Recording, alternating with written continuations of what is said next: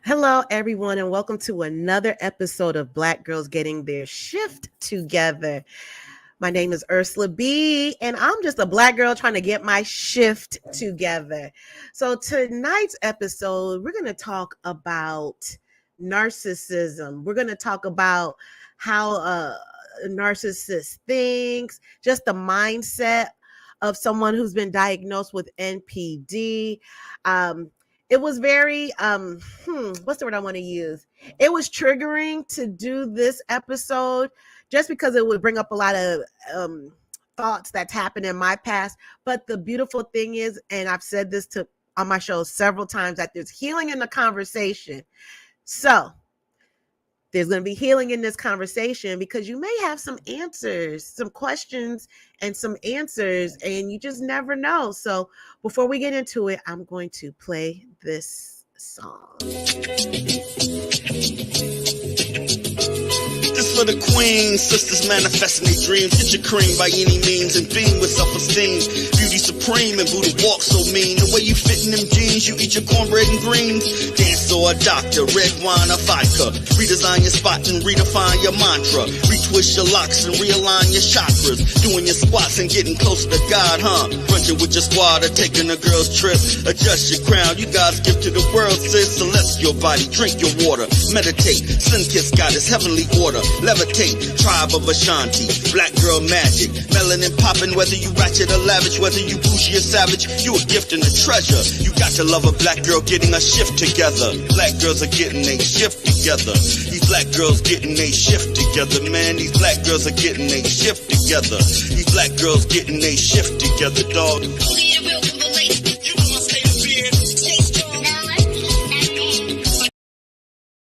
All right, we are back.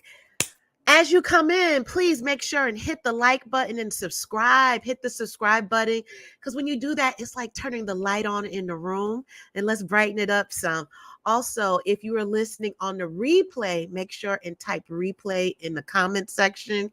And if you're listening live, why don't you just type hello, say hello to a sister.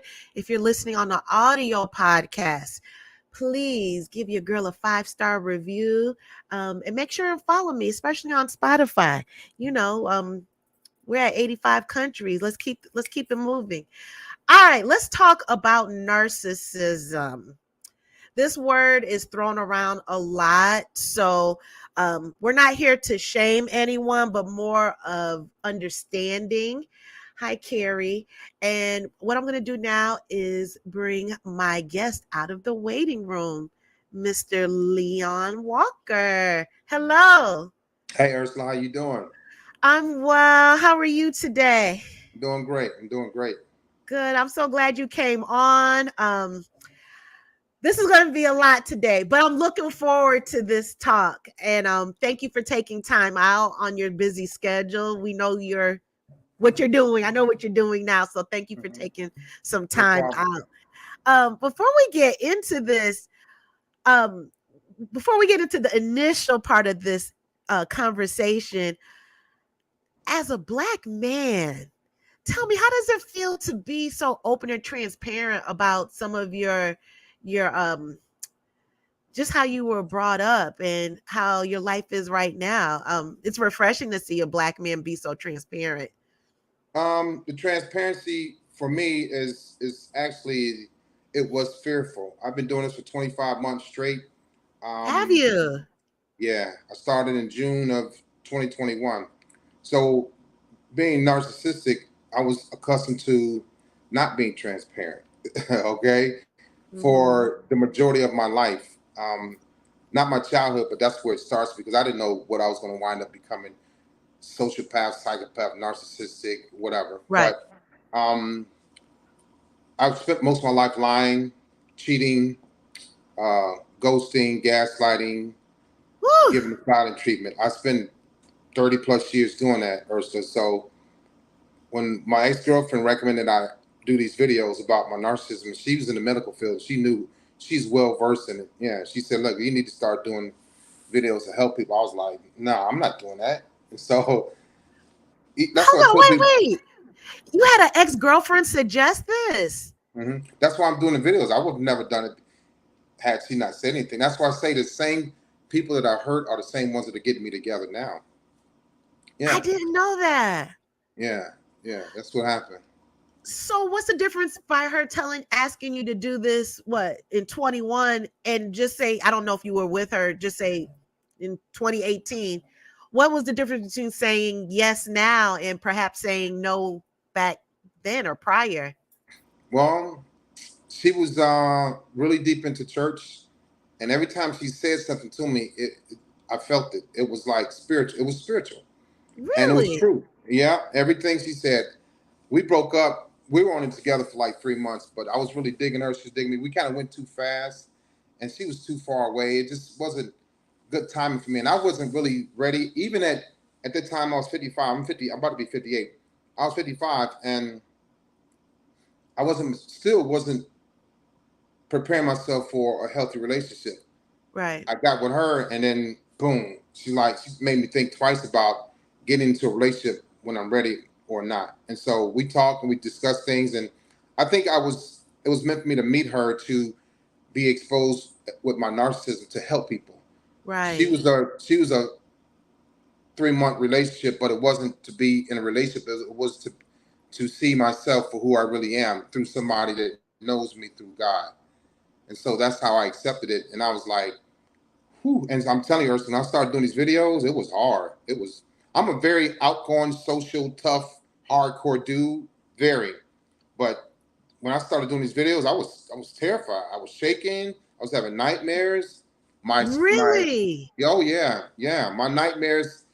I have nightmares anyway, but they had gone away. But then when I started doing these videos 2 years ago, my PTSD was flared up. I would had to think about, oh yeah, the topics, what people were going to say, and then I go back and look at the comments that was getting what's called names. I was people telling me they hated me, and I was like, so I became a coward, right? And I stopped posting for like a month in 2022. I couldn't take it. I could not handle it. I wasn't as tough as I thought I was because I was still hiding. So I said, you know I what? was gonna ask you that for you to say, I'm a real tough guy, and then when you Mm-mm. have these the Twitter fingers going off, that will make you stop. It did. And so I retreated, and God always talks to me now. And he said, you need to start again. Just go. You got to do it. And so, because I was given this platform by an ex girlfriend through God. And so I kept thinking about it. Those are the answers I got of why I should go back and do it. And so in November 2022, took a month away, and then I went back December, and I've been consistent ever since. So how did it make you feel when you restarted most recently in 22? Really, I felt really good. I felt better. I felt lighter. I felt stronger. I felt Mm. more genuine Oh, because really? yeah, because when I started doing it, it was like it paid into my ego because my followers went up to like 100,000 like that on TikTok. My followers went up on Facebook, Instagram, and then YouTube. Everything just kept going up. I'm like, wow, this is pretty cool. But the mindset wasn't right, and so I was like, let me try again. So I kept posting, and I felt better and better and lighter because I was more genuine as opposed to making videos for attention and views and likes and all of that. And so Ah, now, right. yeah, and so now the numbers still go up, but I don't worry about that. I just want to know that I'm helping people and that I'm getting better, because it's not something you play with. Right. So do you get several inboxes? I You've get a helped lot me, or you reminded me, your stories reminded all me. all day long. It doesn't stop. Like my DMs, I can't keep up. I can't keep up on Instagram. I can't keep up on Facebook, Messenger, YouTube, TikTok. I can't. It's so I go Really? back and I say thank you. I appreciate it. I try to do 10 per day, but it's hard because Oh, it's it's that a lot. many? Oh my God. Yeah. You say so for instance, like on YouTube, there might be 50 comments on a video or Right. 75. And then I go to Facebook, it might be 100. Okay. Then I go to TikTok, it might be 150. And so then I go to Instagram, it might be 25. You're talking Wow. 300 plus every day. I can't keep up. Wow. That's something else. Well, we have a comment here, Miss. Moore said, I'm glad he kept doing them because I noticed when he stopped. Yeah. So yeah. So thank you for that, Miss Moore. You said her name was Miss Moore. Yes, thank you, She's Miss right. Moore. She's right because when I went back, women were like, and a couple of men were like, Leon, why? Why'd you stop? Where'd you go? And I was like, man, I didn't even tell them I was leaving. So again, at almost 57, 55, 56 years old, I was ghosting people still years after therapy, like 8, 9 years Wow. after therapy. And I was like, man. And so I wasn't that tough dude that I thought I was. I was around men and in the military, but emotionally, I was still shattered and afraid. I was. Right. Which makes sense now that you say that, going back to one of your book titles, which said broken on it. I do Yeah. remember that. Hmm. So, have you any pushback from men? So what happened with men? Oddly, the men that I used to hang out with, the men that are like me but are undiagnosed, are Ooh, mad at me. My close friends that I've been known for 40, 45 years, they straight up tell me, man, I don't watch your videos no more. I don't like your video. Well, I get a lot. Not a lot, but I tell you this, Ursula, from the last 2 years, I've amassed 400 listeners. I don't call people followers. I've amassed 400 listeners, right? right. And out of those 400, no, 400,000, I'm sorry, 400,000 listeners. And out of that 400,000, there has only been maybe 8 men that reached out. And out of those 8 men that reached out, 7 were black, 1 was white. And out of those 8, only 3 are consistent, constantly talking to me each day, each week. And out of those 3, out of those 8, the 3 are under the age of 40. Nobody over 40 has talks to me about narcissism. And Wow. men are leading in being diagnosed with narcissism. Yeah, so I've heard that before when I was in therapy. I remember my therapist saying that as well. It's interesting. They're probably upset. Some people say, "Why are you giving the cheat code? You're giving it away." But yeah, it's really not. It's really but not. but Ursula, the worst thing about that is that they were cool with me when I was a whore,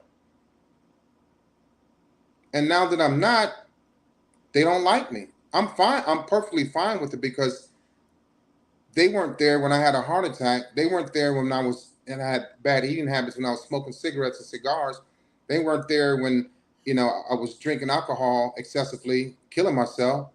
They weren't there to stop me doing that. So why should they allow them to stop me from getting better and helping people save people's life?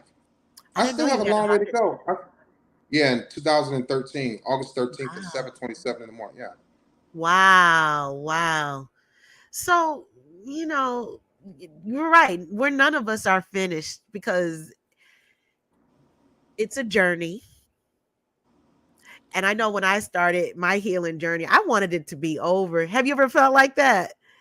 Like just be completely healed, because that healing is no joke. You It's start it's, it's learning about forever. yourself. Excuse Yeah, me. that's why therapy was so hard for me. I walked out of therapy. I say I failed it, but I walked out of therapy twice. I was in therapy. My therapist, the psychotherapist, psychiatrist that I was seeing, I walked out twice, but I had to go back because in the military they hold you accountable. That's why people out here that are enrolled in therapy and they drop out, no one holds them accountable to go back. I was told I had to go back because in therapy, if you have a failure, it could affect your career. Like for anger Oh, management, domestic violence. Yeah. really? Hmm. So I definitely want to touch on the military, but before we do that, let's go back, because I always, and what I've learned, that people's childhood experience is how you are developed as an adult, that character, right? So Yeah. let's talk about early childhood. I remember you mentioning that you had mother wounds. Did you find that out in therapy as Yeah. well? Oh yeah. Oh yeah. Yeah. Therapy is where, excuse me, all the changes started. Hmm. Right. So, okay, well, let's talk about mom. So, how was your relationship with her as a child? Was she more of a domineering woman? Was she more docile, passive aggressive?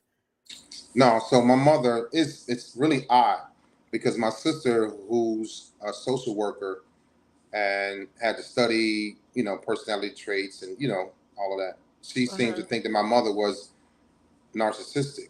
And that's where I get majority of my traits from. But my mother was never diagnosed. And, but speaking of my mom, she was very loving and caring from what I remember. Mm-hmm. She did all of the birthday parties. She did the Halloween parties. She's the reason why I was a Cub Scout. She's the reason why I played football, baseball, all the sports. Although my father was very manly, I had his physique and his mindset too. But it was always my mother that was taking me to practice and signing me up, um, and let me get away with things too. And so my dad worked a lot. So I just Mm. remember us having food, having clothes until the divorce started, and I was 11, and that was it for me. That's when my transition and shift started. 11 years old. I remember it like it happened yesterday. I can remember it verbatim. Really? Oh yeah, yeah, yeah.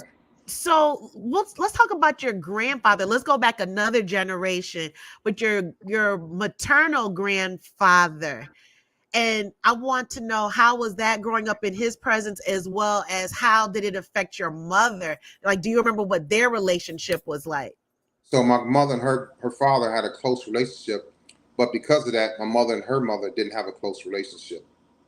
When my grandmother, Really? yeah, when my grandmother died, my mother didn't even know. She didn't even make the funeral. And this was in '08. Yeah, and I was in Japan.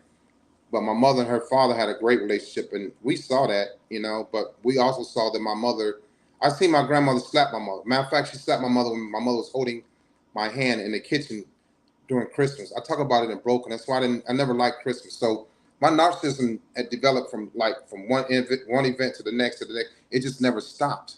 Oh From my from God. age 5, being molested by my cousins, to watching porn, to lose my virginity at age 8, to my mother and grandmother, 8? yeah, Wow. Yeah. to my mother and grandmother's fist fighting in front of us. To me seeing my mother get punched in the mouth, getting her teeth knocked out, to it just never stopped, Ursula. It just never stopped. So people, yeah, I tell my story like, oh, no wonder you. One of my psychiatrists asked, she said, She said, I don't understand how you still alive. And when she said that, I was 46. Because in therapy, you have to tell your story. They take you back.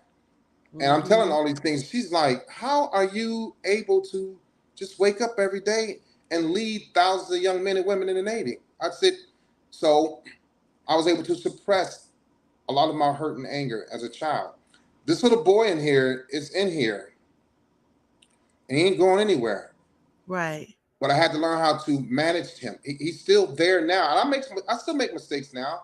I made a mistake on a video the other day. I was saying some things that was the truth, but I triggered some people, some women. I hurt some people, and I didn't mean to. But when I'm making these videos, I'm always going back, and I have to relive it. That's why it's hard on my spirit, but it's not hard to make these videos because God downloads information to me daily, and I get up, pop, do it, right? Oh, wow. That's funny you said that, because in group therapy last week we talked about the same thing, about getting these downloads. Mm-hmm. And it could be something from 20 years ago, 25 years ago, 3 weeks ago, Right. how we go, it literally would just pop in your head. Or sometimes with me, sometimes it could be a scent. Yeah. It's just weird. The Yeah. senses will activate these thoughts. Right. Before we continue, anyone listening, if you have respectfully a question for Leon, drop it in the chat, and I will read it. And I wanted to ask you, when you said how you suppressed it a lot, how did it come out? Did it come out in rage, Oh yeah. or? It came out in rage because I wasn't gonna cry. Crying wasn't an option. So it came out in rage to hurt somebody's feelings. To Even as a um, child? oh yeah, I enjoy bullying other kids. Yeah, yeah. Oh, That's what. This is why. See, Ursula, this is why I understand bullies. I understand cheaters, liars. I understand people that kill. Okay, I understand people that touch other little kids because I was touched, Mm-hmm. and I was mad at the person that was touching me. I understand because he had other things going on in his life. Somebody touched him, and so he started not only touching me, but he was physically abusive to me, and he was physically abusive to his girlfriends. And he used to bring them over to our house when I was a kid, and I would hear the girls in the basement screaming, Oh, wow. Really? and they would leave, and their face would be bloody. I saw this, and my mom was there, and so I was like, always like, I'm gonna kill him one day. I should have been thinking like that at 10 years old. Right. So that anger developed into many things. I wanted to protect women. I wanted to hurt women. I wanted to hurt people. Because not only did he hurt me, but my babysitter and my cousins hurt me too. Mm, So, you think I'm a develop into an empath, a nice person? not at all. No. And so when I start developing these anger issues, and then bullying people, then learn how to box and stuff, it felt good to hurt people. So that's going to transition to a relationship because now that's a trait. Hurt women by any means necessary. Hurt men by any means necessary. And so I became attracted to danger and evil. How does that look? What does the danger look like? Danger could be anything. It could be going to a scene of a car accident and looking at the ruins. It could be watching Oh, people fight. But I will tell you this: I can't stand seeing a man hit a woman. Now that will trigger me to do something to him or try. But danger could be okay. Danger could be knowing that you're not supposed to cheat, but you cheat anyway. mm, Danger could be sleeping with women that you're not supposed to sleep with that are in a relationship. Danger right, could, right. yeah, danger could be yelling at your kids, calling your kids names, which I did. Danger could be being verbally abusive to people that can report you and get you in trouble, which did happen. But Mm, I was so addicted to danger that when I did get in trouble because of being addicted to danger, doing dangerous things, I got out of trouble by doing something extraordinary. So I lost my fear gene a long time ago. Nothing scares me. do you feel that those are some of the same characteristics that your grandfather had as far as the danger, um, learning how to speak to women reckless? My that Speaking to women reckless, yeah, that was from him and my uncle. The danger and lack of empathy came from my mother because I saw her. Really? Oh yeah, my mother. How could a you tell me if a mother if you tell me if a woman is a crackhead and she's walking up and down the street 24 hours a day, buying crack, smoking crack, spending money that she doesn't have, living in somewhere and not paying her rent in a bad neighborhood with no fear. Do you think she's okay with being in a dangerous situation? Not at all. Exactly. I mean, she Mm, doesn't fear being in a dangerous situation because she's consumed by danger. right. Crack drug dealers, other crack kids, crack houses, right? Being out 3, 4 in the morning. Um, my mother went to jail in her 60s because they raided a crack house. But Really? she was older and I was older. But the the fear, the lack of fear, the fearlessness developed in me as a child by, you know, seeing my mother getting beat up, watching my parents fight, um, listening to my dad come home drunk and being verbally abusive. I said he wasn't, but he had his days where he was verbally abusive when he drank alcohol. That scared me too. But the fear was scared out of me as a child. Wow. And so when Did, my parents got divorced, I got sent to live with a lady I didn't know. And if I'm on my own at 11 years old, you really think that I'm not going to want to be on my own when I'm 15, 20, 25, 30? My independence developed when I was 11. Okay. mm, My selfishness developed because now I'm sent to live with Miss Irene. And I'm like, where's my sister? Where's my brother? Where's my mother? Oh, we're going to be living in a hotel. They live in a hotel. I think it's about a year. So you really think I'm gonna have empathy? You really think I'm gonna want to share my life with people? Absolutely not. If anything, you would be in survival mode. That's Had to exactly be. what it. That's what narcissistic people. I'm glad you said that. Are always in survival mode, selfish, self-centered, egotistical, cocky, arrogant, because we had to create this person from the person that were going to become. I used to cry a lot. I peed in the bed a lot. I got bullied a lot. I got Mhm. beat up by older people. I was scared a lot. And I was like, oh no. And I was scared of girls for a long time. Mm. I had the ability to, you can call it discernment if you want, as a child, to see these things and understand. I'm like, dude, if you keep going this way, you're not gonna amount to anything. Wow, And so, that's real. and so I knew this at 9 years old. I decided to join the military. I knew I was going to be in the military, and I didn't join. Yeah, I had eight At years to, 9? at 9.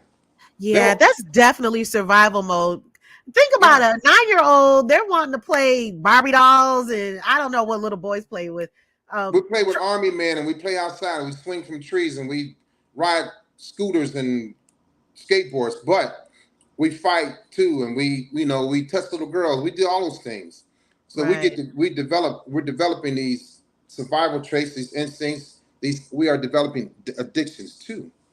And What do you so say that? Why do you say that? The addiction part. because because when my cousins started kissing me, in my mind they were my girlfriends. I was only Mm, 5 when it happened first, mm-hmm. but it never stopped.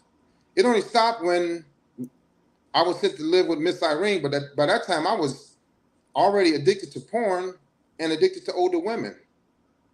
So girls my age couldn't do anything with me. Right. I didn't want to see a little girl with a training bra, and I'm 8, 9. I'm like, "Ugh." I want to see a full blown woman, and I saw women, and I talk about it in my book, Broken, the Glory Hole. My brother drilled a hole in my mother's bedroom wall, and it was adjacent to the bathroom, and we would watch the women use the bathroom every Friday night. My mother had parties, and so Oh, I developed wow. all these traits early on. And by the time and then what do I do?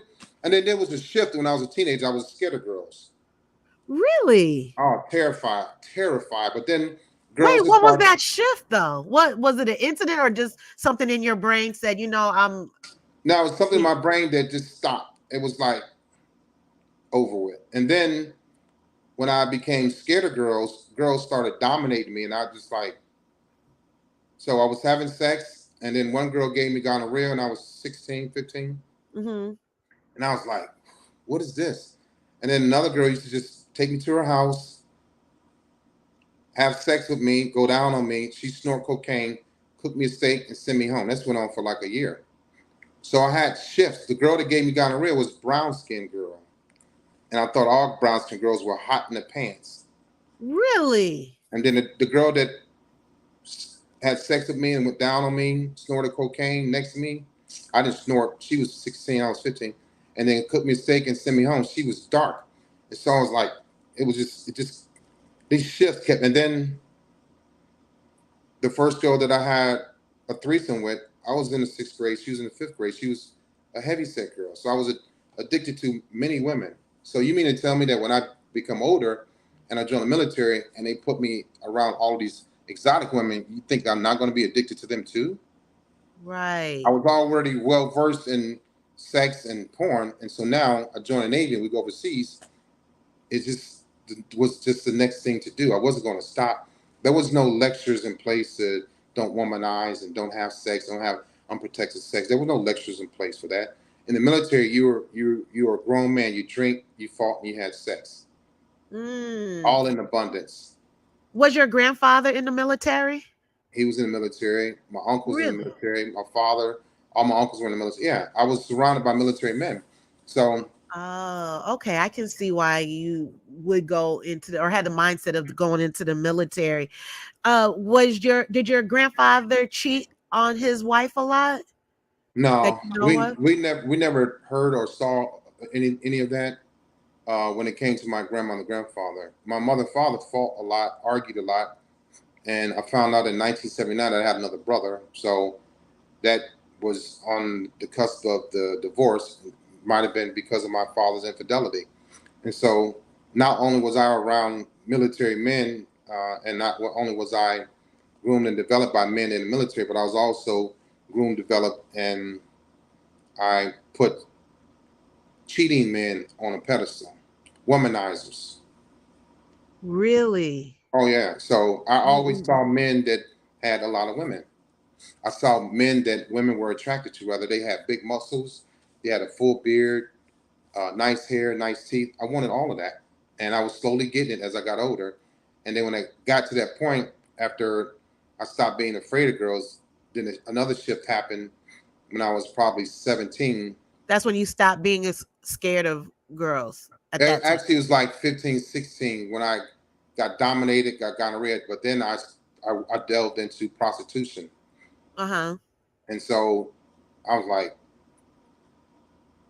so again, the danger. When that girl was dominating me, I was just like, yeah, yeah. So I went to an extreme level of being impure, however you want to say it. And so I used to steal my father's car. He worked the third shift. I would steal his car and take it downtown Cleveland and find the prostitute. Right. So I had to go into danger to feel comfortable, to survive, to feel manly. Feeling manly wasn't going down the street and sitting on a porch talking to a girl. Feeling manly was still in the car and then driving without license to go buy a prostitute because I had money.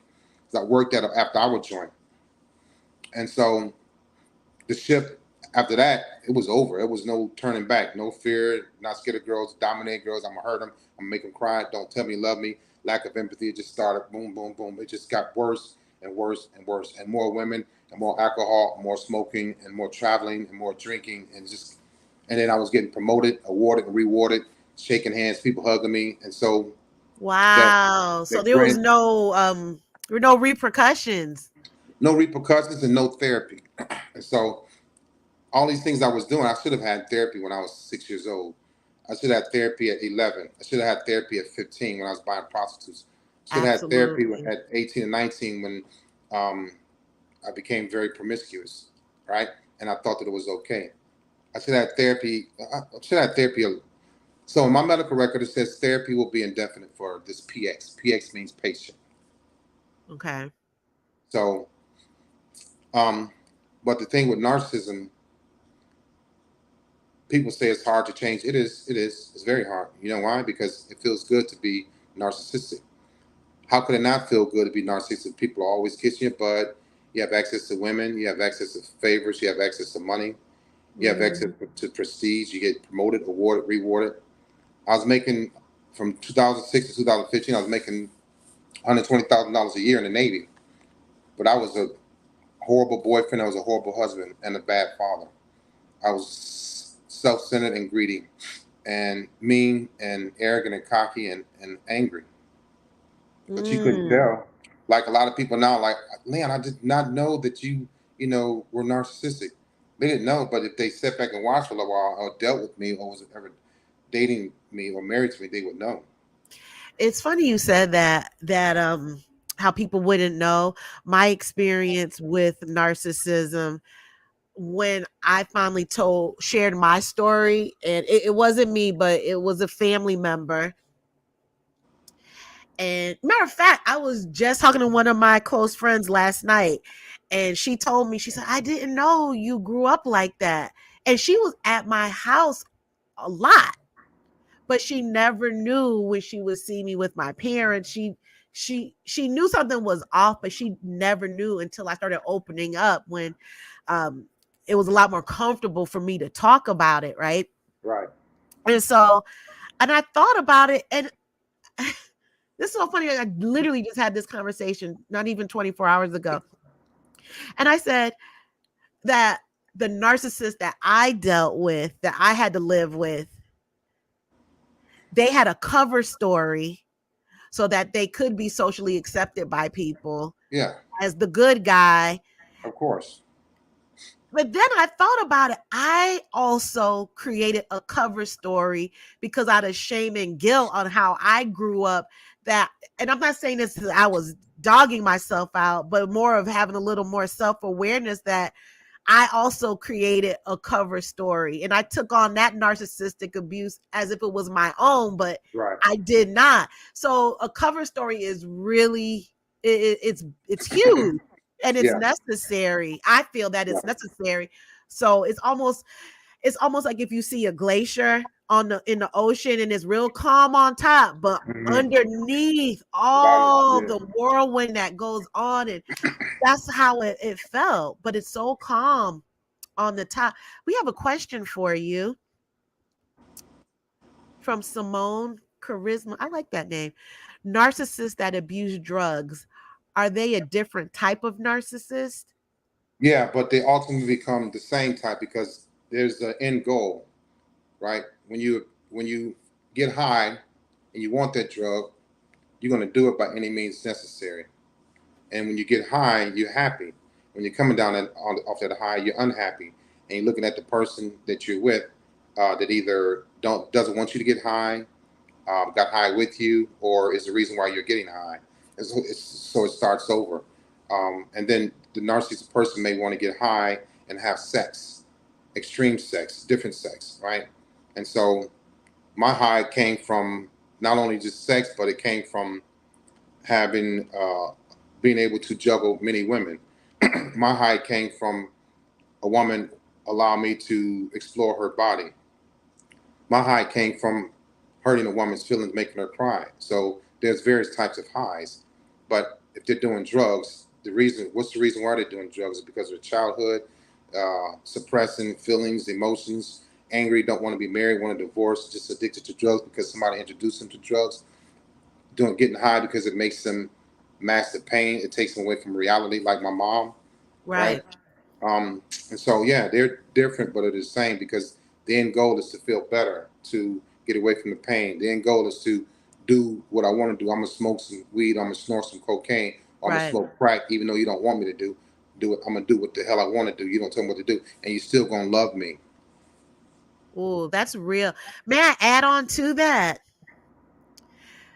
The addiction that I encountered, in addition to what you said, was the spiritual abuse that happened in the household. Yeah, yeah. Yes, it was extreme. And now I do realize that it was almost to keep and gain control. So I mentioned this to everyone that's listening. It's everything that Leon, what he just mentioned, but there's also other nuances as well that is socially acceptable. Because just like you said, if you see someone using drugs, you're going to be probably a little more judgmental than someone who has their Bible open, quoting scriptures. But that was real in my household. It was real, real. And Hmm. oh, Simone said, mm, yeah, that sounds like what I experienced. Yeah, 100%. You also have another comment from Quita. She said, I really appreciate his honesty and willingness to repair things. Thank Again, you. there's always healing in the conversation.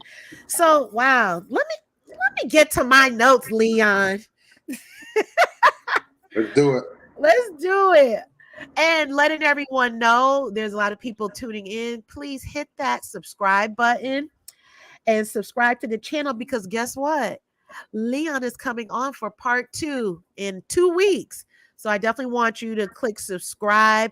I'm not gonna lie, I can speak to you for about 18 hours straight. There's a lot more, Ursula, just so you know. Yeah, so we say part 2, but I wouldn't be bad with the part 3 through 18, but we'll stick with number 1 right now. Right. And because there's so many on my notes. Let's talk about this. Could probably take another 28 hours. I don't know if I want to go with the ghosting of women or uh let's go back to the military. I found this story very intriguing about when you were in the military and you had to start going to therapy. So if you can share, what was the incident that your higher up said, okay, well, we're signing you up for therapy. Talk about your therapist in the office, you quit, all of that. So there's been times where therapy has been suggested to military members. I suggested therapy to people before I even went. Being the big man on campus in charge, making decisions, didn't know what the heck I was talking about. But I don't remember why I wound up in a psychotherapist's office. I couldn't even tell you why, Ursula, but I was there. Really? Oh yeah, I can't. Oh, I don't wait, know. you're not just gonna go willingly. I just don't see you going willingly. No, Like, I just want to go to therapy. no, right, no, never willingly. But I remember getting an email and having to start my retirement process, and then you get sent all around the hospital. Go here, go here, go here. Hey, you need to check in with a psychotherapist. I'm like, for what? Uh-huh. But it started my retirement to see what type of disabilities I had. But you don't get a rated disability for narcissistic personality disorder. You get it for PTSD, arthritis, um, depression, anxiety, sleep apnea, migraines, all of that. Right. And so it was just me seeing a psychotherapist. I didn't know that it was, I didn't know why I didn't know. I didn't even know what a psychotherapist was. So I showed up, and Wait. Do you feel that if you knew what it was, you I wouldn't have wouldn't? gone. No, hell no, I wouldn't have gone. Ah, No. Mhm. you thought you were about to go into an office and have some tea and crumpets. She Right. And said, so, no, sir. right, no, sir. So my diagnosis happened years before that, but Oh, I, really? yeah. But I just didn't want to keep going back into therapy. So that's why when people get diagnosed, they don't really like tell you have NPD. It's kind of like it's in your paperwork, you read it, or they may say, hey, this is what you're dealing with, this is what you're gonna have to do, and for the rest of your life. Had they told me that years ago, I'd have been it would have affected me because I already thought that I was crazy because people Did told me that you? because people told me that my mother was crazy, and I have a lot of my mother's traits, and I had a lot of her experiences. So I'm like, I'm crazy too, and Wait, what's crazy? What was your definition of crazy from you and your mom? so it was doing things, being addicted to things, and hiding things, and I was slow to process a lot of things, and I was afraid to love, and I didn't care about things, and I would laugh at people's pain, and I thought that was odd. And my mother would just like, she'd always say, so I don't know, get over it, I don't care, they'll Ooh, be okay, don't worry. And I was repeating that to all of my girlfriends. I don't care, so what, get over it, you'll that be get okay. over it is real. Wow, Yeah. that's real. And so back to what I was saying, I wound up in another psychiatric office, and like, yeah, it's up on the fifth floor, man. I'm like, I'm not going there, but I went, and I didn't even know that. I read my medical record later on, years after, and found out that I was in her office for 18 minutes, and I was very rude, and I walked out. What did you say, Leon? What did you? It wasn't what I said. It was what I did not say. Oh, So I was sitting there looking at her like this, like, lady, I'm a senior leader in the Navy. I make 120,000. I don't need to be in your office. You don't even know me. And so I left, and I got sent back. I don't remember who sent me back, but for the military, if you're in therapy and you're seeing a psychiatrist, psychotherapist, and you walk out, they annotate, document everything, and they call the job. Oh yeah, you get it. You email your boss. That's why I say people out here are not held accountable. I was held accountable. So I went, oh, so I went okay. back. So I went back weeks later, maybe months later, pissed off, and it was a different lady. I had the same attitude, like this. She's like, "Look, you're not taking this serious." I'm like, "I'm really not." I'm like, I see a PhDs up on the wall. I'm like, but I don't. I make more than you without a PhD, and I wasn't making more than her. And I walked out, but I was in her office for 50 minutes, so I was irritated. I was agitated. I didn't want to be there. And then the Really? third time, I go back and I stayed. What made you want to stay? I didn't want to stay. Like I just like kept trying because it was failure. I don't like failure. Narcissism, even Ah, if it's like with psychiatric wards and people, failure hurts. I didn't want to fail it, even though it's like you can't even sit down and talk to a psychotherapist, dude. Can you at least try? And I was like, Yeah, so yeah. I went back because that wasn't only about NPD, it was about PTSD, depression, and anxiety too. So they get all of that stuff out. And so I was like, well, they say, well, you need to go because some incidents happened in the Navy that I should have had my PTSD diagnosis back in the 80s, but they missed it. And I went 27 years not being medicated for PTSD. Really? Yeah. So listening to you talk, and you're talking about the PTSD in the 80s, but in reality, it really started as a child. I guess I don't know because I'm not a therapist. I should say maybe the compounded PTSD. Because Right. what you went through as a child, that Yeah. is PTSD. It just Mm-hmm. never stopped. So I can see why your therapist said, how are you still here? Yeah, she said that. Wow. Mm-hmm. So just with NPD aside, I shouldn't be alive. The NPD was like the lack of love and empathy and the Yeah. grandiose mindset and look at me, look what I'm doing and all these great things and all this stuff and being social and very competitive and cocky and overbearing. That Right. was that aside, my PTSD is what was really killing me too. Because the anger issues, the blowing up, going off, You can't would go relate. off on your what do you call the people under you? Whomever, yeah, I did. I got in trouble for. Oh yeah, that was like. But see, when I was going off on them back in the days, that was highly gratifying and looked upon that as a good leader. The more you berated Hell people, no. yeah. What? Oh, Leon is gone. I'm sorry. The No more worries. people be calling and they know I'm live, but the more you berated people, the more you put people down, the better they saw you as a strong, powerful leader.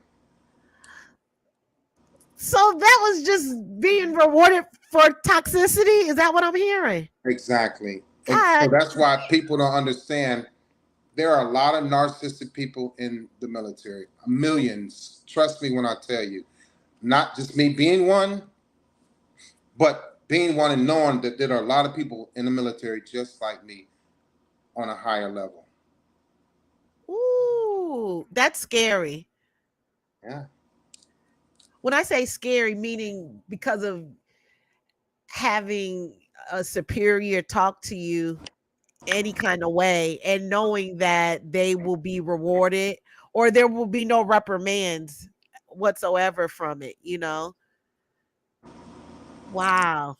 Yeah, you're rewarded for your acts of dysfunction. Mm, there you go. We have a comment here. Oh, and the Quita, to answer your question, she said, I thought he was a guest from before. This feels like a part 2. I'll be back for more in this series. So, Quita, this is part 1. Leon is our special guest for the first time tonight, but he's returning August 16th. Same time, same channel. And she also said, to play devil's advocate, it sounds like the military helped to create, fuel, diagnose. Oh, wow. And then penalize his NPD. The Right. imbalance is crazy. Right. She's exactly 100. 100. I couldn't have said it better. Matter of Yeah, she fact, really that did. should be in the DSM. That should be in a mag. What she just said should be in a magazine. That should be on a billboard. She's Wow. 100% correct. Yeah. They build you up, they make you, then you get penalized, or you get what PTSD. You get it's a disorder, so it's a disability, but NPD is not. So yeah, Right. she's right. She's 100% correct. Yeah, we'll have to cut and paste that. Quita, can he borrow that? Matter of fact, let me drop Leon's YouTube channel in the link in the chat right now. So, when you would go off on your is it insubordinates? I don't know what you call it. People under you, would it be directed more towards females? Subordinates. Yeah, it was directed towards females, and then I call them out of their name. I was on investigation for 3 months. I got written up. Almost got in big trouble, and they they deemed me. Although I was narcissistic, they didn't know, but they said he's bipolar. Those weren't medical officials, so I was like, whatever. Y'all know what the hell y'all talking about. I kind of like brushed it off, but they were close to find out that there was something wrong with me. But I was number one out of 21 leaders on that ship. I was about to get promoted to E9, and the following year I was about to be number one again. I got in trouble again because of my mouth. But instead of getting in trouble, I got promoted with my mouth. Wow. Yeah. Really? Yeah. So why wouldn't you stop? Exactly. Because promotion, meaning you're going to get more money, I'm sure, as well, right? I went from, at that point, I went from like 80,000 to 120,000. Yeah. Yeah. So that goes back to what that statement was about, building you up and then penalizing you.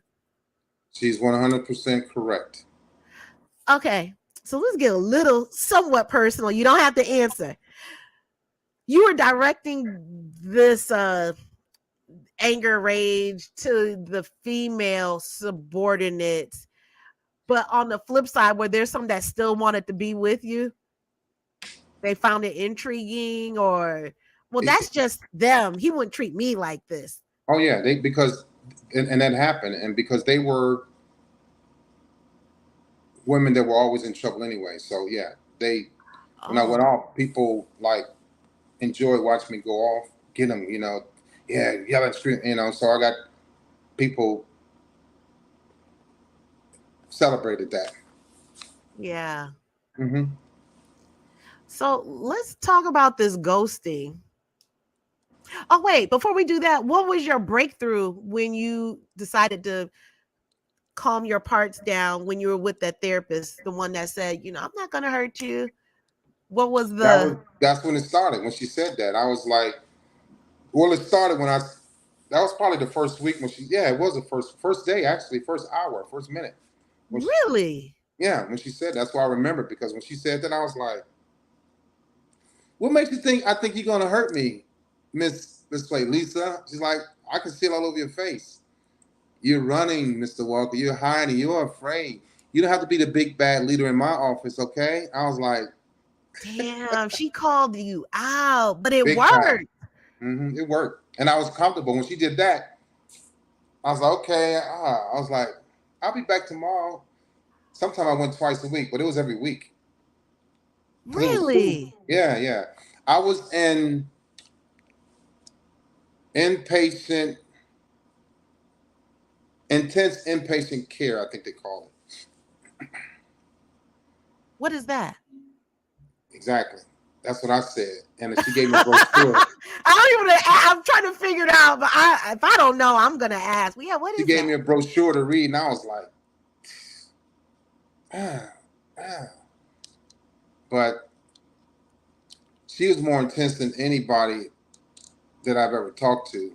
I've talked to plenty of psychiatrists and psychotherapists, and she was the one that was like a good mother, a teacher, a librarian that makes you want to read a good book and make you want to keep coming back, getting more books, And so when she said, we're gonna need to enroll you. We're gonna need to enroll you in intense inpatient care. And I was like, I could have ran then. Yeah, but I liked her too much to be disrespectful. Those other psychotherapists, the psychiatrists, I was disrespectful to them because I didn't like them. I did it on purpose. Did you? Yeah. So now it makes me wonder if it was something in that therapist that, I don't know, maybe reminded you of what you probably wanted your mom to have that kind of connection with.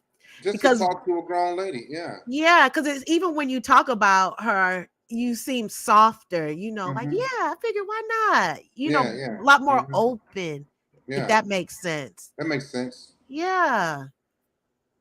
So, I was more comfortable with her. I started looking forward to going because she started correcting me. She's like, hey, look, when you come in here, can you not smell like cigarettes? I was like, yeah. when you come here, can you not have a straw hanging out of your mouth, Mr. Walker? I was like, Oh, you were okay, you were doing that. yeah, Wow. Yeah, you were really trying to get under her. But she had a really soft approach. she did. Very. So let's talk about this ghosting. I'm sorry, something going on over here. Hold on. No worries. Hold on. I gotta get my plug too. Okay. All right. So while we wait on Leon to come back, let me read some comments. And thank you all for hanging in there. If you all, if this any of this resonated with you, what we're talking about, if you could put it in the comment section and just let me know, or what aha moment you had listening to Leon. So we have another comment here. Superfood Parents said, okay, I've got to go back to listening and lurking, but yes, put that info on a billboard. That was talking about the military being rewarded, and Right. shoot it from every rooftop and share and use the truth of these systems. Absolutely. Absolutely. So yeah, do you feel the more you were talking to your therapist that you weren't ghosting women as much, or She were you told me not? to stop. She told me to stop dating and stop ghosting women. She said you just destroying their life. She said you need to stop dating. We're gonna talk about that next week. I was like, stop dating. I'm like, I've been dating women since I was 8 years old. I'm 46. So yeah, she's like, you need to stop. Because I was telling her everything I was doing. I was so open with her, and finally I want to be open with a woman instead of talking to a woman and being judged, and a woman calling me names while I'm trying to be honest, and I was just always shut down. Like, okay, well, you know what? Then I would start hurting their feelings even more. So, Really? Do oh you yeah, think you were doing that was almost like a payback? exactly, it was, and I knew that I could hurt a woman and get joy out of it. Watch them cry, and either when I made them cry, I get horny or angry. There was no in between. What made you want to get horny? I'm just really wanting to know. I really want to I'll know the tell you, mindset. right? So Yeah. what happened was, if I made her cry, and if I went to hug her, and she hugged me back, and I kissed her, and she kissed me back, she wanted to have sex after I made her cry, and that turned me on. So you ever watch these series about serial killers, how they get a rise out of killing people and stuff like that? Yeah. I'm not a serial killer. Never have. Never killed anybody. Don't want to kill anybody. But there's a certain feeling and emotion that comes when you're able to have power over a woman, make her cry, make her stop crying, make her moan. It's just a euphoric feeling. Yeah, I can't. That's Damn. yeah. That's So what is it the happened. control part of it that almost like you can manipulate? Well, so the thing, it was manipulation, but I didn't look at it as manipulation. I looked at I. It was a feeling that I needed, that I had. So if I made her cry, and then I turned around and made her want to have sex with me, and she was still crying or she kissed me, it was a different level of intimacy for me. But if I Wow. made her cry and I went to hug her and she pushed me away, I'm gonna hurt her again, not physical, but I'm gonna break her heart so that won't push me away. Next time she'll pull me to her and want to have sex. But if she didn't want to do it, and I'm like, I don't want to force this on you because I'm not. Well, I'm just gonna leave, and then the ghosting would happen because I hurt her, but she hurt me by not allowing me to get close to her while she was crying. Yeah. Cindy, I was thinking the same thing. Was it control? Yeah. It was, but I didn't. You don't in that moment. You don't think about manipulation or control. You think about the actions, the reactions, what I'm able to make her do. It was you don't process. Oh, I'm in control, but you are. You don't process. I'm manipulating her, but you are. But you process being able to change her emotions and feelings from hurt and pain and anger to, okay, Leon, I still love you, even though you. Damn. Yeah, and it's just like it just happens like that. And so I'm not going to stop in that moment. Although her feelings are hurt, we're now laying down, kissing, hugging, and her head is buried in my chest, and she's now complimenting me. And so whatever I did wrong, it wasn't that bad. This is what she wanted anyway. Hold on, Leon, your audio is breaking up. It's very you all let me know in the chat section. Put a number 1 if his audio was off or still is. Yours is off a little bit. Can you log out and log back in again? If you can. I don't. Will you lose me? Not if you log back in and use the same link. Okay, I'll do that. I'll be right back. Yeah, Okay? they're saying that it is correct. Okay, I'm gonna log out and come back in. Okay. And you have my number. If it doesn't come back, just okay. He'll come back. So I'm gonna read some comments because he is coming right back. So let's see. Don't stop in that moment now. Oh, do stop in that moment. I don't know what that means, Cindy. If you can explain. So, Carrie, I will ask. Oh, see, there he goes. Let's see. Hello? Hi. Okay. Test. Can 1, you hear? 2, 3. Okay. So we have a question for you, which was pretty good from Carrie Branish. She wanted to know, when did you initially realize you had a problem? Was it the counseling or did you know before? Oh no, before I knew there was some narcissistic people know there's something wrong with them. I knew a long time ago. I knew because I felt odd. I felt displaced. I felt misunderstood. I was What was called the names. misunderstood part? Like a lot of times I wouldn't understand why people cried about certain things, and I would laugh like, or seeing men holding hands. I'm like, this is what, dude? Why are you in love like that for? What? All these women out here, there's little things like that. Men want to cuddle and hug with their girlfriends. I'm like, cuddling, hugging. I didn't know anything about that. I didn't. Yeah, I've heard that before from listening to a lot of podcasts that some or therapists will give their account when they've had someone that's been diagnosed with NPD that they didn't have emotions, so they felt out of place, different, just like you said, because they were wondering, well, if somebody's crying, why can't I have those emotions? So then turn, they would mimic what they saw other people do because they figured that was the right thing to do, or at least they would look socially acceptable. Yeah. And I believe that. I dated someone, I don't know if he has been diagnosed, but I do know his lack of empathy and emotions. We had a mutual friend, and that friend was diagnosed with cancer. And I told him, hey, such and such is diagnosed. But I told him because we always see this person and we laugh, have cocktails. And when I told him, he was like, oh. And that was the end of, he never asked any questions. And Don't want to know. Don't is want to that ask what it questions. is? Don't want to. It's like you brought that to me. Why? You could have waited, or so what? Yeah, I'm not processing that. Has nothing to do with me. Yeah. Mm-hmm. What? Yeah, it was a lot of times where I've gone to funerals, Ursula, and didn't feel anything.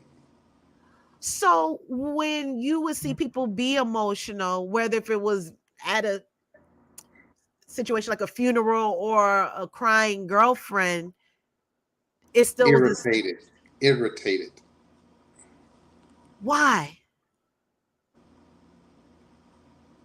Nobody cried for me, and then now you want me to cry for you?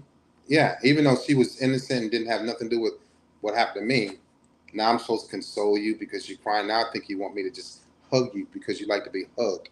That's how I used to think. Even in therapy, I told her that she's like, we got to work on. Hey, she had a lot of work to do on me, a lot of work, because I was big time into like lack of empathy, suppressed my feelings, emotions, no lack of reciprocity, didn't want to hug, didn't care. I enjoyed hurting women. I enjoyed hurting people's feelings. Yeah, I was Walking time bomb. Whoa. Okay, let's keep it real again. What about the women who want to, if there were any, the way you acted to some of them, and they wanted to bust your windows out or something? Because there's some that'll cry, and then there's some that's going to get up in that. So what? Well, the ones that got very highly emotional and erratic and dangerous, that was a good thing in my mind because that meant that she was crazy about me, and I drove it to that point. Yeah.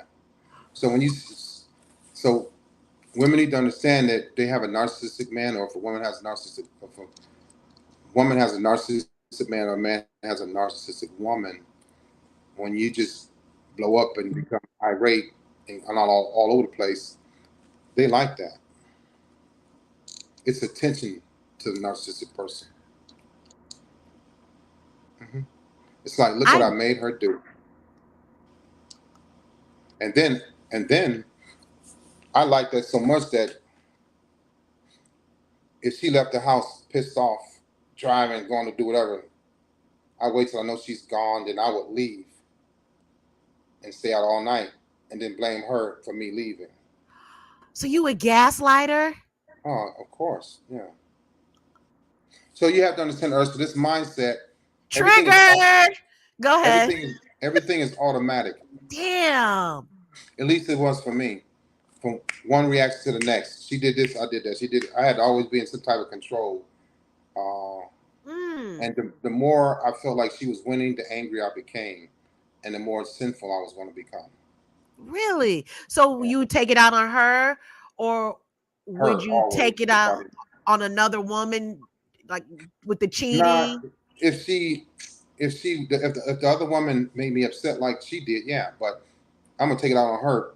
Well, cheating was a way of hurting her, and then come back home and lay next to her after I was with somebody else. A Damn. lot of things that I say is triggering and it's ugly and it's nasty, and I'm sorry, but this is what happened. And this is what narcissistic people do, and nobody really knows these things. Right, which is why I wanted you to come on, Hmm.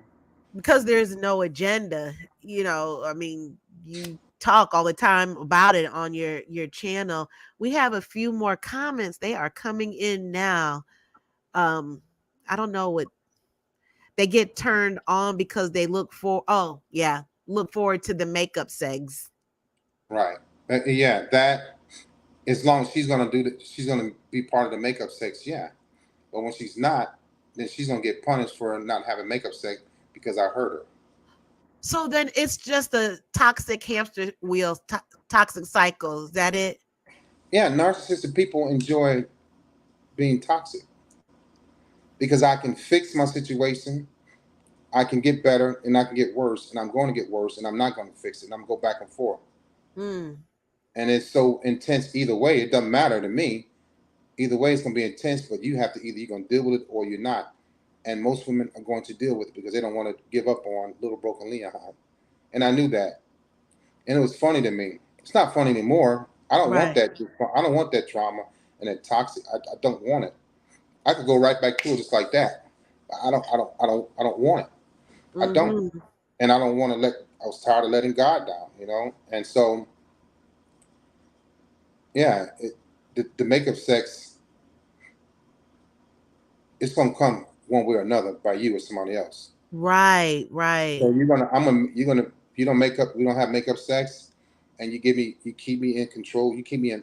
I keep my power over you, or I go do it and make you think that I slept with somebody else and hurt you even Ooh, more, so that you don't deny me makeup sex. right. Do What they you? don't know, Ursula, is living this way is horrible. Yeah. People like, how did he just go on and he's not getting his karma? I can't wait to get his karma. It's not a good living. Y'all think that you on the outside looking in, and we are most of them are good looking people, well groomed, successful, money, great credit score, nice cars, big house. Internally, ain't cool. Ain't much Mm. going on. But see, I feel that some will not. They will never admit that because that will put a crack in their cover story. Well, yeah, I didn't admit it either. Even Yeah. years after therapy, I was like, because I was still cocky and arrogant and self-centered and egotistical and Mm. overt and very narcissistic. So why would you think I'm admit like you better than me or you right? Nah. Especially if you keep coming around. I don't have to admit that you're right. You keep coming back. So everything evidently you don't think that you're right. You think that I'm right. Wow. We have some more questions. Do you mind if I read them, or we can always save No, it for another? read them. No, I don't no, I'm wide open. Okay. So Cindy said, does he stop in the moment with the woman crying and think about what you're doing to her? No, it don't. You don't have no. That takes away the effect that you're going to have on her. You don't stop. Keep going and keep going and keep going. You stop means that you didn't want to do it in the first place. I never thought about stopping because when I started, it was the reason why I started. That's that trait that was triggered, activated. It seems that, uh, how do I word this? Because your childhood or other people's childhood, even if you weren't diagnosed, a person isn't diagnosed with NPD, if they had so much or lack of control growing up that they Those are become the controlling. those are the vulnerable narcissistic people. It started off as narcissistic people are vulnerable. I think in the 80s. So those that were abused, lack of control, low self-esteem, no confidence, they drained the hell out of people because they had to be filled up because they got forgotten about, kicked to the curb, pushed to the side, doubted, told to shut up when they were kids. So now it's like, oh, you're gonna fill me up, especially if it's, and I know some of them, especially if it's a good-looking woman, she's got a nice body and she smells good, pretty hair. Oh, she's gonna get what she wants for the rest of her life, and I see it. I dated three of them, but lo and behold, they weren't diagnosed. I was, so I was like combative. It was like, I know who you are. Mm-hmm. Wow, that's why. Whew. Okay. Let me their questions are really coming in now. If you all, well, Leon is coming back, like I said, August 16th for part 2. However, I'm going to drop my social media, my Instagram, and you can DM me if you have any questions because they're coming in a lot now, or statements for Leon for our next stream, okay? So Nancy said, of course, they know that something's wrong. They just may not know that it's narcissism that they're dealing with. So that's, That's 100% accurate because for a long time there was no name for it, and for those that are acting like me, they don't want to put a name to it. It's a label. oh, that's real. When you said the label part, and you see how growth is, because I believe when people are on their healing journey, you want to know, well, why did I do Right, that? What did right, this look? Why? Okay, my behavior patterns. Where did that come from? What did I witness? right, Why am I replaying this? right. Okay. Cindy said, I missed the first part of the stream. Are you out of therapy now? Did you seek out codependent women? Yeah, always because codependent women is good for a narcissistic person's ego. Yeah. I'm out of therapy. I've been out of therapy since 2015. But it was had I not gone through therapy, you all wouldn't be talking to me right now. But No. yeah, we it's like I don't know. Well, yeah, you seek out. So I talk about that too. I didn't want the strong women that were spiritual and all on top of everything and boom, boom, boom, boom, boom. I had one of those. It was just boring to me. It was draining. It was like I can't get to her. She's always on top of it. She knows me. So yeah, you seek out those women that are the path of least resistance. It's gonna let you do what you want to do when you want to do it. Right. I've heard another man say that they seek out the lowest emotionally hanging fruit. Yeah, those are easy. They're not gonna challenge you. They're not gonna call you out. They're not gonna be disrespectful. They're not gonna push back. But they're dangerous too because those women get hurt, and when they get hurt, they can hurt you. I've been there too. With a woman hurting you. Yeah, trying to. Yeah. Have you ever cried over a woman? Mean as an adult.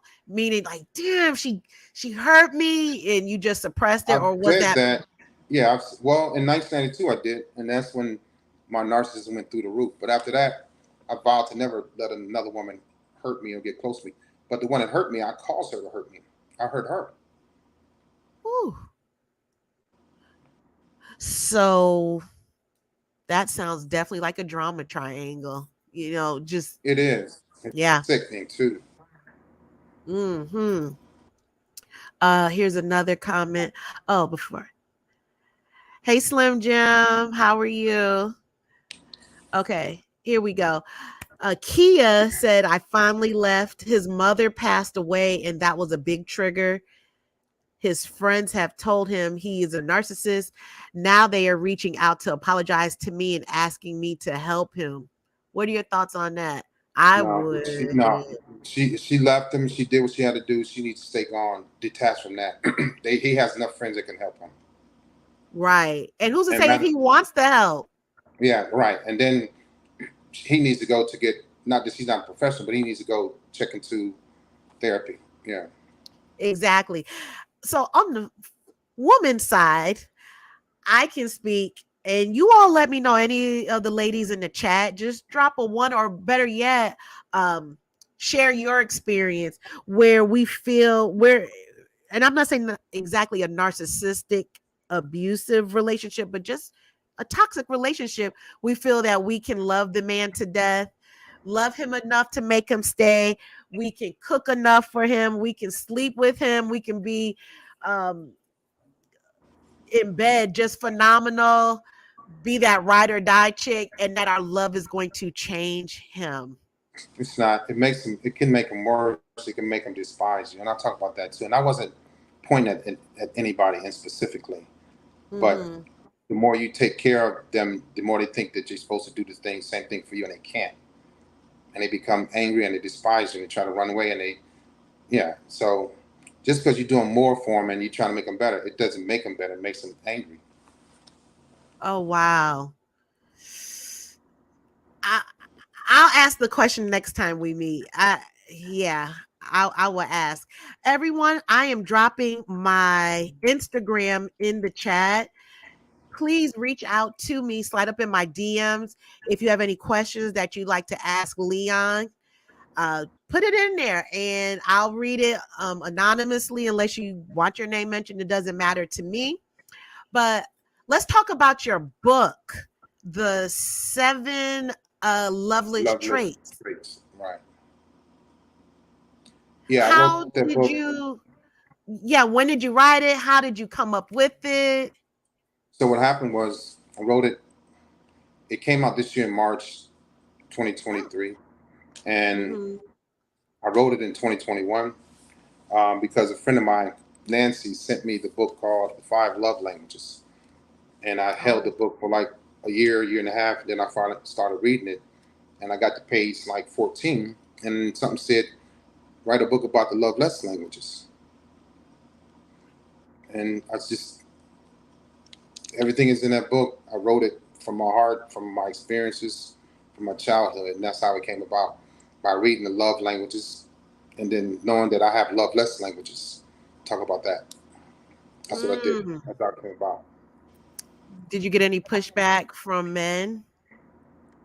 Men don't really follow me like that. They don't say much. They just either unfollow me or don't talk to me. And I'm fine with it. But I didn't get any pushback. The pushback is they don't buy the book, which There is you fine. go. Yeah. Absolutely. So I'm gonna drop Leon's link tree.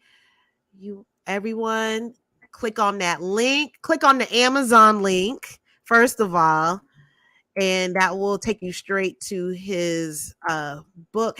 As a matter of fact, he has several books. Let me read some of them. There's Broken, which is a memoir, and Love Ship, Friendship, Courtship, Companionship, and Leadership for a Healthy Relationship. That's pretty interesting. Hmm. Okay. So any parting words before we meet again on August 16th in 2 Yeah. weeks? So people just need to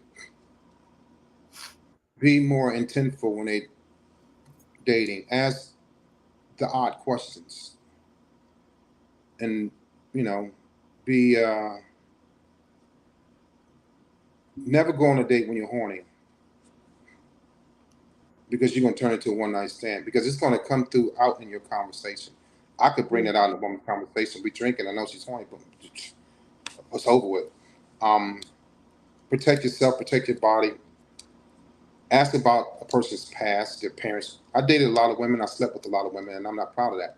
But no women, they've never asked about my parents. They would have found out that my dad had an extreme personality, and my mother had a very addictive personality. If I told them, if I didn't tell them, then they would see that I'm hiding things. The red flags come out sooner as opposed to later. When you ask the tough questions, the odd questions, the questions that nobody wants to talk about, the person is either going to tell you or they're not. Now you know on date 1, oh, he's hiding something, so you ain't gonna waste your time for date 2. Or then again, you might want more information, but start asking the odd questions. Look for, and not just red flags, but also white flags. What has that man or woman surrendered? What have they given up? Are they in therapy? Do they believe in therapy? All of that. I like that, the white flags. I've heard of green, yellow, red, of course, but I like that white flag. May I borrow that? You can have it. Okay. So I've dropped all your links in the chat, and I really do appreciate you coming on and being transparent. And I'm sure the listeners got something from this. I really do. And next time we meet in 2 weeks, letting everybody know. So tonight we talked about Leon with his upbringing on his maternal side. So when we revisit in 2 weeks, we're going to talk about the paternal side and how he had him develop into the man that he is today. Sounds good? Yes, Ursula. We'll talk, and then thanks for having me. I enjoyed this tonight. Good. I'm glad you did. I am. This was really good. It was insightful. And I will say this several times. There's always healing in the conversation. So everyone, please hit that subscribe button. Make sure you hit the notification for part 2 so you do not miss it at all. Good night, everyone. Good night, Leon. I appreciate this talk. Good night, Ursula. Thanks for having me. All right, bye-bye. Take care. This for the queen, sisters manifesting their dreams. Get your cream by any means and beam with self-esteem. Beauty supreme and Buddha walk so mean. The way you fit in them jeans, you eat your cornbread and greens. Dance or a doctor, red wine or vodka. Redesign your spot and redefine your mantra. Retwist your locks and realign your chakras. Doing your squats and getting closer to God, huh? Brunching with your squad or taking a girl's trip. Adjust your crown, you God's gift to the world, sis. Celestial body, drink your water. Meditate, sun-kiss goddess, heavenly order. Levitate, tribe of Ashanti. Black girl magic, melanin popping. Whether you ratchet or lavish, whether you bougie or savage, you a gift and a treasure. You got to love a black girl getting a shift together. Black girls are getting a shift together. These black girls getting a shift together, man. These